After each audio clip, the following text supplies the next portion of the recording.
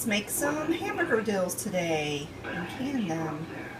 I've got quite a few cucumbers from my garden, and so we need 4 pounds per batch, and I think I have between that and what's in that bucket over there, I'm pretty sure I have enough for 2 batches. So let's get my scale going here and weigh out 4 pounds.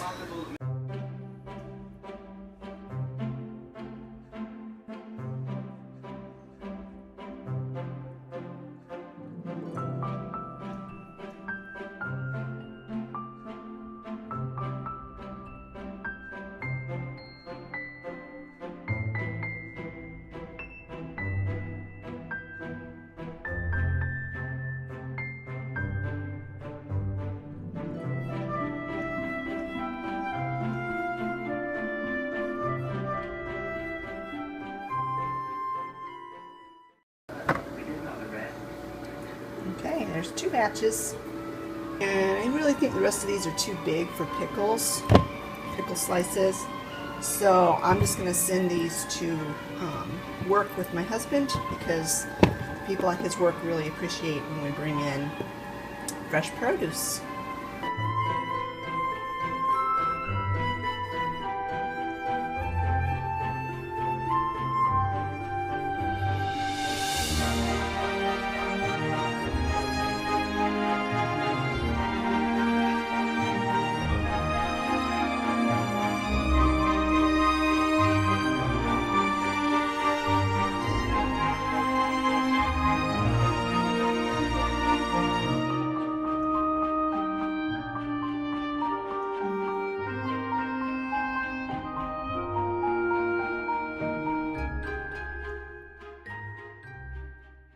I have 8 pint jars that you saw me wash with hot soapy water.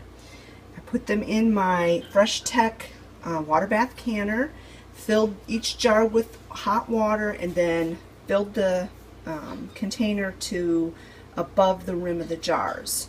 So now I'm going to put the lid on, and I'm going to turn the heat up to high, between medium high and high. I found that it works better if you put it on high.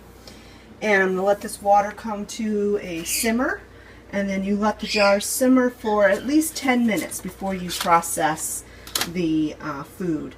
Now, I don't know how long this will take to come up to temperature, and I don't know how long it'll be before I'm actually ready to do the pickles, so I know that it'll be in here for plenty of time to disinfect the jars.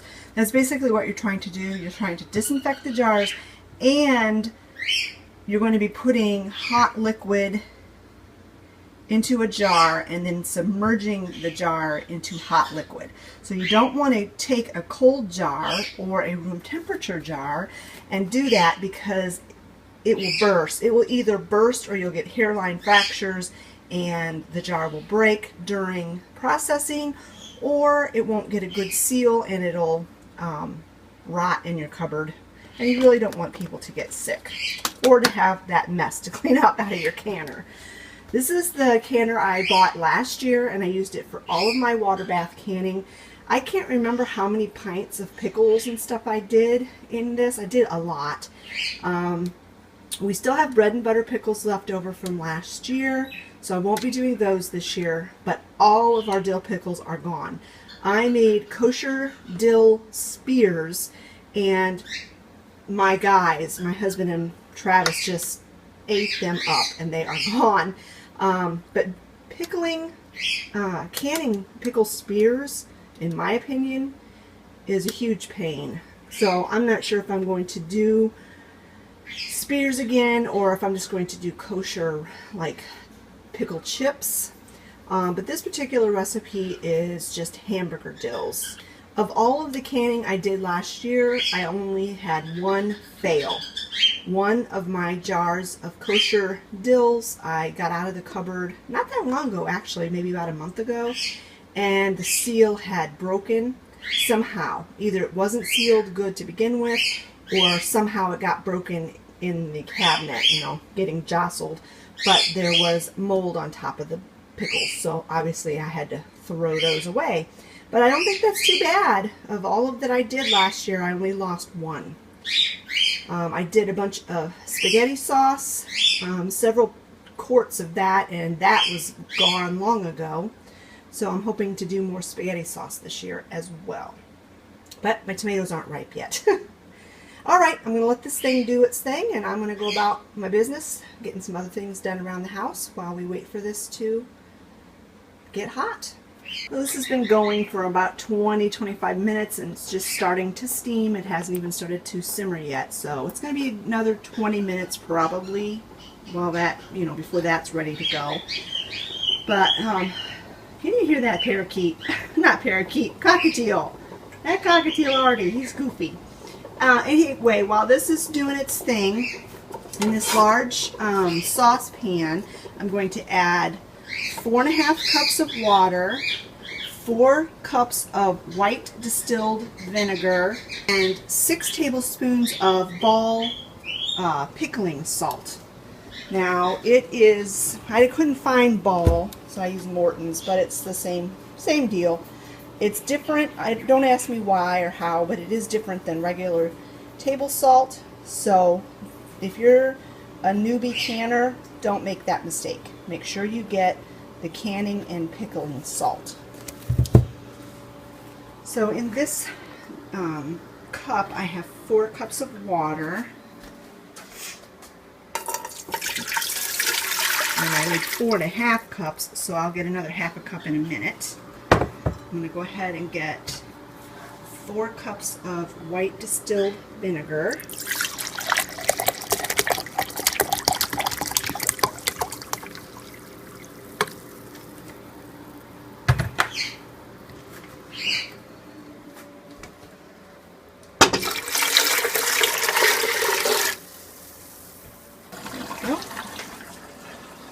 And then I'm going to measure out my 6 tablespoons of salt. I'm going to need both hands for that, so I'm going to put you guys down and I'll pick you back up when we're ready to go on to the next part of this.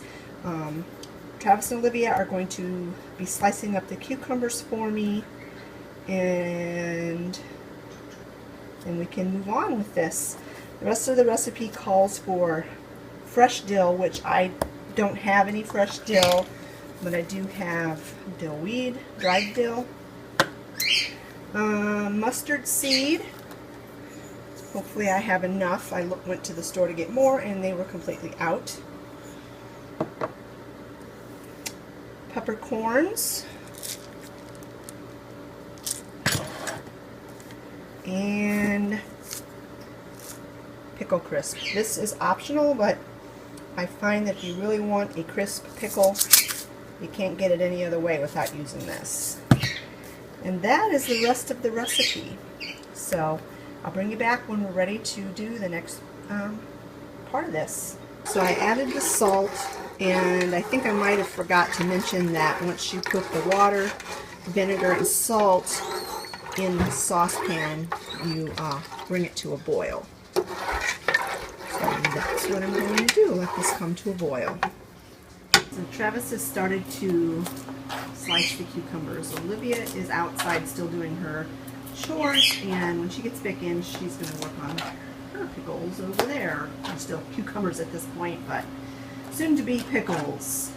And over here I have it set up for the canning process. This is some white vinegar to wipe the rims, my jar lifter, all the rest of the seasonings that need to go in. I'm going to put a 1/2 teaspoon of dill, 2 peppercorns, a 1/2 teaspoon of mustard seed, and 1/8 teaspoon of pickle crisp per jar. This is all of my other equipment that has been thoroughly washed with hot soapy water, and it's ready and waiting to be used. And of course, hot pads for the hot things. I've got my rings and lids simmering, and this is the pickling liquid that is simmering, and the jars have been simmering for quite a while now, and I'll turn it down when I'm ready to pull them out. But I'm just going to leave them simmer until it's time to actually use them. So Olivia just got in from doing her chores, and something kind of freaky, exciting, scary happened while she was out doing chores. Olivia, tell us your story. So there was rustling out behind the big house chicken coop, and then I saw Bo out there. And then Bo's our dog, if you don't know. Yeah. And then all of a sudden the chickens started freaking out, and I saw this fox come rushing out from behind the coop, and Bo was just like right behind him, tailing it, and he chased the fox all the way into the woods out around this way. In front of our house, because our big house chicken coop is to the east of us, east of our house, and the woods is to the west of our house. So yeah, he chased the fox all the way in front of our house out into the woods, and then they just both disappeared into the forest. And later Bo came running out of the woods, and I praised him and told him he was a good boy for protecting the chickens. And how big was the fox? It's pretty much the same size as Bo. Bo is about a medium-sized dog, so this was not a young, well, it might have been a young fox, but it wasn't a cub or a pup or whatever they're called. It was a full-grown one. But I always thought foxes were nocturnal, but he was out right by our chicken coop. And our free-range chickens, were they freaking out too, or was it just the... It was mostly just the free-range chickens freaking out. The inside chickens seemed to be okay. Yeah, it's like they realized they weren't in too big of a danger. But, and did you find any evidence that he caught a chicken or anything? No, didn't look like it. Well, thank goodness for our dog, Bo. He did his job. That's why we let him run loose. It's to protect the property. And we have his brother, Bear. He's tied up in our backyard to keep foxes away. We don't like to have Bear tied up all the time, but if we had Bear and Bo running loose together, they would cause all kinds of problems for the neighbors, and probably would wind up getting shot or something. So we have to keep Bear tied up, and Bo, he stays on the property pretty much 99% of the time. So, and he was here to protect our chickens, so thank goodness. All right, it looks like Travis got his cucumbers done. Olivia is working on hers. So I'm going to go ahead and get started processing these cucumbers. Woo! That is some strong vinegar smell. Burning my eyes. Wow. So this recipe will do 7 pints of pickles. And what I'm supposed to do is I'm supposed to pack the jar to within ½ an inch headspace. Really pack them in there.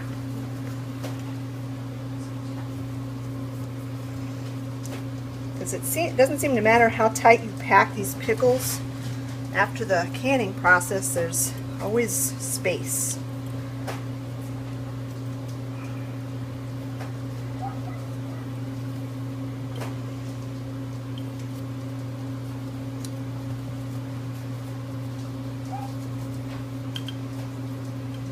Let's see. That's a half of inch headspace right there. Then I'm going to add ½ teaspoon of dried dill weed. I'm kind of just guessing on this because it said to put 2 heads of fresh dill, and I don't have any fresh dill, so I think I might put the spices in first before I put the cucumbers in next time. 2 peppercorns, ½ teaspoon of mustard seed. Then we pour in the pickling liquid to within ½ an inch headspace.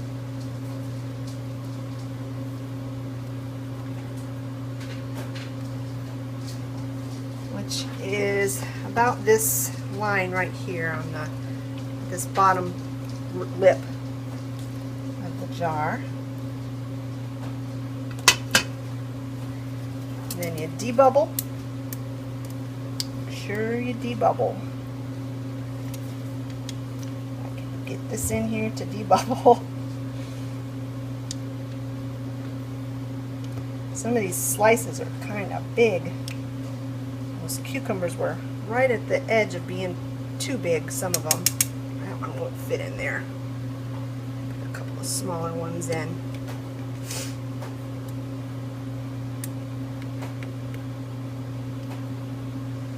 Just a little bit more liquid.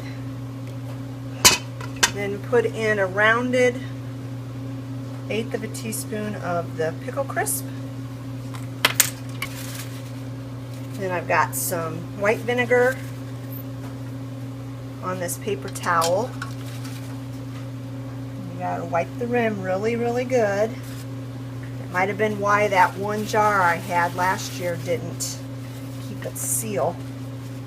Maybe I didn't wipe it good enough. Then we get a lid and a ring, and you do it fingertip tight. You don't want to clamp it down too tight. And I'm going to put this back in the canner. I'll do one more jar for you, and then we'll see how much we can get. I have this funnel. I don't know if that will help. I forgot to try that last time. So let's go ahead and just, I'm going to put the spices in first. So 1/2 teaspoon of dill.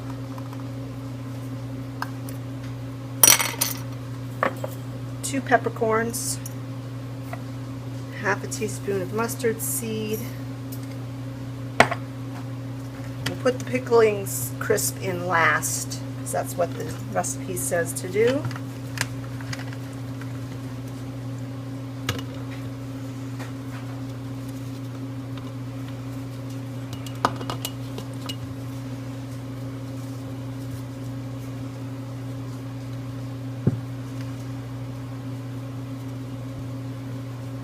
Okay, it's about as full as I can get it.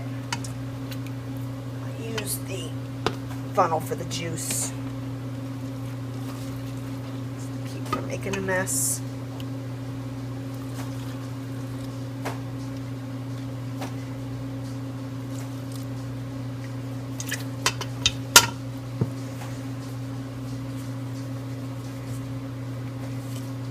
And then pickle crisp. Bubble.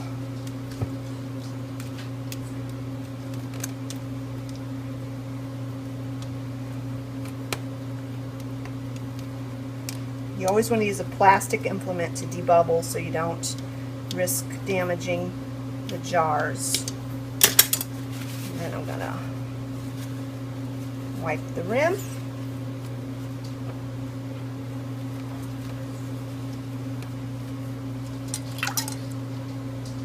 Lid and a ring, fingertip tight, and back in the canner it goes. So I'm going to go ahead and finish up all these cucumbers and see if I can get at least 7 pints out of this first batch. So I had enough pickling liquid and cucumbers to actually do 8 pints and not 7. So they're in there. Then I take this rack, put it on top, put the lid on it, and then I crank the dial all the way up to can. Now once this comes to a boil, then you start the timer and process it for 15 minutes. Do not start your timer until this has come back to a boil. So I ended up with 16 pints of Hamburger Dills. Every one of them has pinged. I will leave them sit here on the counter overnight with the rings on, and in the morning I'll take the rings off and wipe them down, make sure the seals are good, and I'll mark them and put them away. So this was a good afternoon's work. Thanks so much for joining me, friends. If you like these types of videos, give me a thumbs up. That way I'll know what kind of content you guys like. And we will talk to you all later. Bye-bye.